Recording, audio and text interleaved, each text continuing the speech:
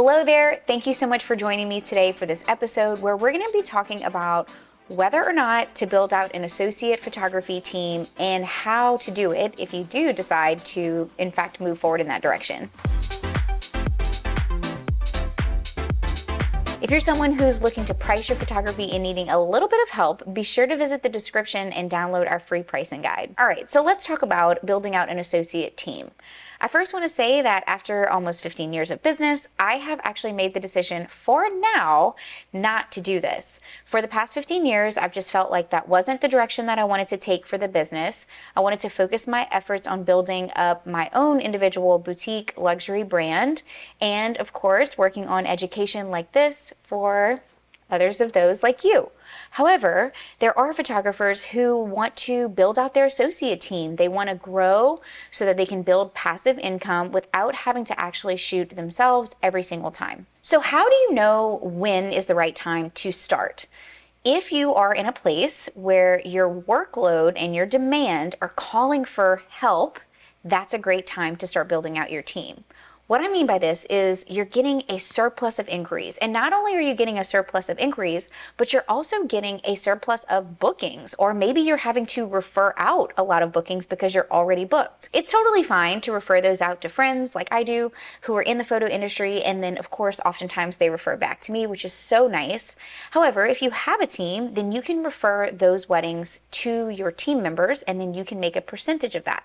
So when you're at a place where you feel like the supply is not there for the demand, then you can start to build out your associate team. Another reason to build out an associate brand is because you want to scale the business.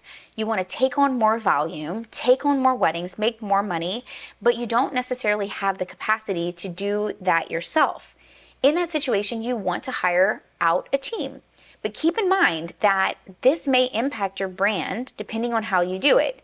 You can have those photographers underneath the umbrella of your business, or you could also create an entirely separate brand to house those photographers under, and that's a completely personal decision. What you want to do is essentially visualize what you want your business to look like in the future. Do you want to be a one-man or one-woman operation, or do you want lots of photographers on the team with you? That's a very personal decision and one that takes thought, and everyone's a little different. So think about the scalability, think about the vision and where you want to go. You also may be in a situation where you find yourself often getting requests for events that maybe aren't the wedding day, but that you need help with and you're not available for. So maybe like rehearsal dinners and welcome parties or multi-day events, multi-photographer events. If you find that happening a lot, that might also be a situation to start building out your team, or at least a team of consistent second and third photographers that can help you. That is a level of business that you might start finding yourself in after like 10 years or so, or maybe sooner. But when that happens, you do want to have that trusted network of photographers that you can turn to, and having them on your team really helps. Okay, so you've made the decision that you want to build out an associate team. What are some important things to think about and do before you enter that world of having an associate brand? The first thing that I'm going to suggest is to see the previous portion of the episode where I was talking about if you want a separate brand or a brand under your umbrella and how you want to present that to the clients. We actually have an amazing membership called the Wedding Photography Society. If you'd like to give that a trial, go to weddingphotographysociety.com. But we had Lauren Fair come in. She is a wonderful luxury photographer who has made the decision to build out a luxury associate brand, and she's done such a good job of integrating it into her business in a way that doesn't take away from the elevated feel of her brand. So I would say to really spend some time learning and understanding how that works, okay? Then when you do decide, all right, I understand how it's going to be laid out, you want to create consistency in the work. So however you do that, know that it's really important whoever you hire shoots in the same way and creates the same type of images that you would create for your own business. I know in the past for us, although we haven't had an associate brand, we have used second and third photographers. And the way that we build out consistency is through trial and error, coaching, and lots of feedback over time.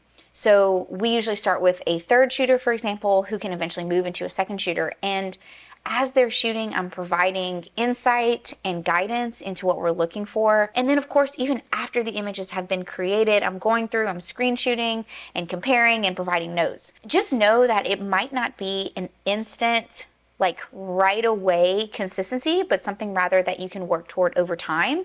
But it's definitely something to strive for, because oftentimes when someone's hiring a member of your associate team, it's because you're either unavailable or out of their price range. They are essentially looking to have like your type photos without having you. And that's why, we're going to get more into legal aspects and the communication later on, but you want to have a great working relationship with that person, really trust them, that they have good integrity, and then of course help them build out a strong portfolio that is consistent to yours. Speaking of that relationship, you want to really choose from a trusted network. You want to find people that are trainable. You can help someone build a portfolio that matches yours, but it's probably going to be more difficult to find someone with integrity and loyalty and someone who's very reliable with a great personality. So seek out that personality in the people that you're hiring, because you want them to vibe well with your clients, show up for you, and be there. There are going to be emergencies that come up in your business for you, maybe for other team members, and you want to have people on the team that are willing to show up for one another, that are willing to go the extra mile. And that's something that's kind of hard to teach. I feel like it's more of an innate quality. And so that trusted network that you're building through your associate team is going to be really important to the longevity and the success of your associate brand. This is a whole nother conversation in and of itself, but you want your associate brand to have a strong workflow and systems in place. So everything from contracts to post-processing to scheduling, availability, and overall just correspondence in general. Oftentimes people who have an associate brand also have a studio manager who helps them with that, because they're probably also photographing on their own. In that situation, you want to have those systems really ironed out so whoever is your studio manager can implement them with the people that you're working with. If you are wondering what these systems look like, again, Lauren did an amazing interview inside of the Wedding Photography Society that you can check out. But I feel like there's a lot to be learned here, a lot to unpack in terms of the back end of the business, just like the back end of even just a solo business. Those systems are going to be really, really important, and you want to have them ironed out before you bring someone onto your team. In regards to portfolio and branding, it is perfectly okay, and I think part of the process, to work with your associate team to help elevate them, curate their galleries, and present their work in the best light. Present them in the best light. Maybe you're going to find yourself photographing headshots for your team so that everyone looks cohesive, and creating individual sites, individual pages for them on your website. We use a program called Show It. The code there is MAGIC, which will save you 10%. Show It is an amazing platform because it allows you to build out pages inside of your website. So you can build out an individual page for each of your associate photographers to share, which leads me to the next point. When it comes to client communication, there are a couple of different ways that you can go about this. You can, just share your whole associate team with a client who's looking for an associate photographer. Or you can actually make those referrals on your own based on availability or style or personality or even location. When you're doing that, you probably do want individual pages for each associate photographer, so you can just share that one referral, that one recommendation. Show It is really great because you can build out a beautiful portfolio, like almost a website for each of your team members, or you can share everyone at once and allow them to pick. I've seen it done both ways, and I think both ways work. It just depends on what you want to do with your associate brand. Quality control is going to be a big part of you overseeing your team. It's nice to have a little bit of semi-passive income in the business, something where you find yourself at home on a Saturday and someone else is photographing on your team's behalf so that it can bring in money to the business.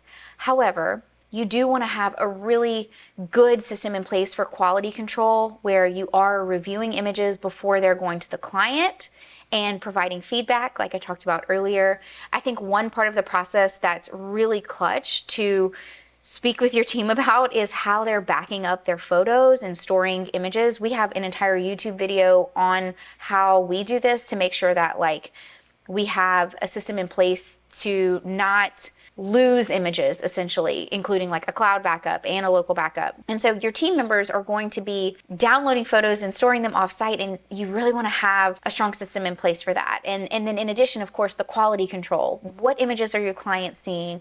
What do they look like? And I would suggest actually going through those galleries and putting a final touch on them before they go to the client. And the last thing that will build great success in your associate brand is going to be the idea of team building and collaboration.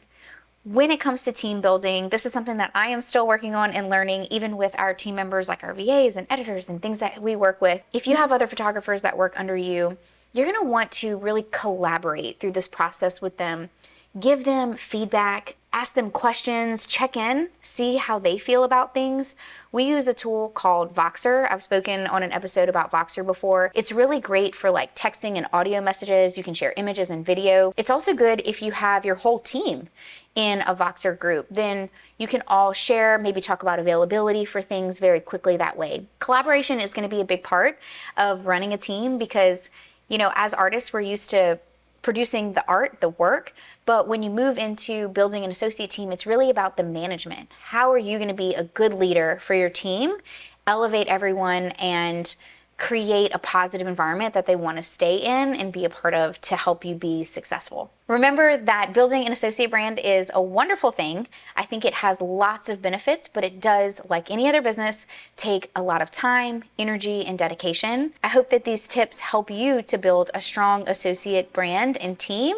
And I so appreciate you tuning into this content. If you found it helpful, don't forget to subscribe, ask any questions in the comments, and I look forward to seeing you in the next episode.